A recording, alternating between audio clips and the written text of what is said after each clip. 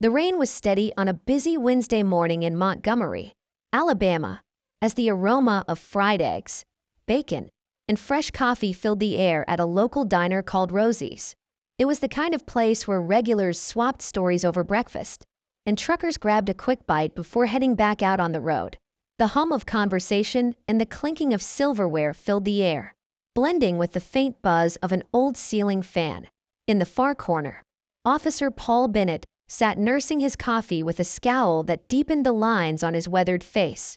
At 48, Paul was a known figure in town, stern, abrasive, and, to many, intolerable.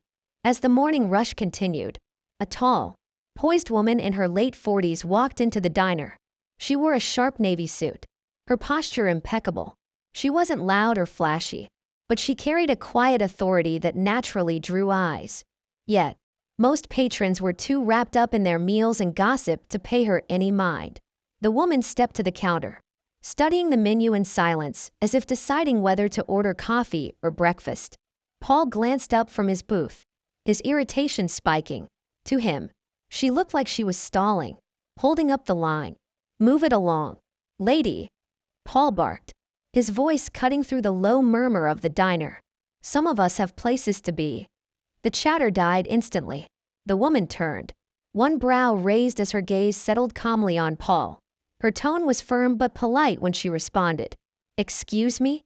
Paul leaned back in his seat, puffing his chest out as his uniform stretched tautly over his shoulders. "Yeah, you heard me. You're holding up the line. Some of us actually have jobs to get to." Gasps rippled through the room. A few patrons subtly reached for their phones, sensing that something was about to unfold. The woman's face remained calm, her eyes locked onto Paul's. "You're out of line, officer," she said evenly. Paul's expression twisted into something darker. He shoved himself up from the booth, his imposing frame looming over her as he stood. "Out of line? Lady, you don't know who you're talking to." "And neither do you," she replied, her voice unwavering. Frustrated, Paul acted without thinking. He spat at her feet, the sound sharp and vulgar in the quiet room. The diner froze. A man near the counter muttered under his breath, "Oh, he's done for." The woman stared at Paul, her expression unreadable as she allowed a moment of silence to settle around them. Then, with deliberate grace, she stepped aside, pulled out her phone, and made a quick call. "It's me," she said softly. "I'll see you shortly." She turned and walked out, leaving a stunned silence in her wake. Paul rolled his eyes and settled back into his booth, muttering, "Drama queen." By lunchtime, Rosie's Diner was no longer just a quiet spot for breakfast. It was the center of a citywide controversy. A shaky video of the incident had already spread across social media. The caption blunt and damning, "Cop disrespects black woman at diner." The footage showed Paul's angry outburst, the spit, and the woman's calm, dignified response. "This is exactly why we need accountability in law enforcement," one commenter wrote. "Unacceptable behavior from someone in uniform." Read another. Some tried to defend Paul, arguing the video lacked context. Most weren't convinced. By the time local news picked up the story, the incident had gone viral. It dominated the evening broadcasts, with commentators dissecting the footage and the broader issues it represented. Meanwhile, back at the precinct, Paul sat at his desk, oblivious to the storm brewing outside. He laughed and swapped stories with his colleagues, shrugging off the day's events as inconsequential. That changed when Captain James Weller stormed into the room, red-faced and furious. "Bennett, my office. Now." Paul followed, grumbling under his breath. But the moment he stepped into the office and saw the laptop playing the video on repeat, his smug expression faltered. "What the hell is this?" Weller demanded, jabbing a finger at the screen. Paul shifted uncomfortably. "Some woman at the diner. She got mouthy, so I put her in her place." Weller's voice rose. "That woman is Regina Taylor, the new chief of police. She starts tomorrow." Paul's stomach dropped. "What?" he choked out. Weller's face was stony. "And because of you, we're all under a microscope. Do you have any idea what you've done?" Paul tried to respond, but his excuses tumbled out in half-finished sentences. Weller cut him off. Save it.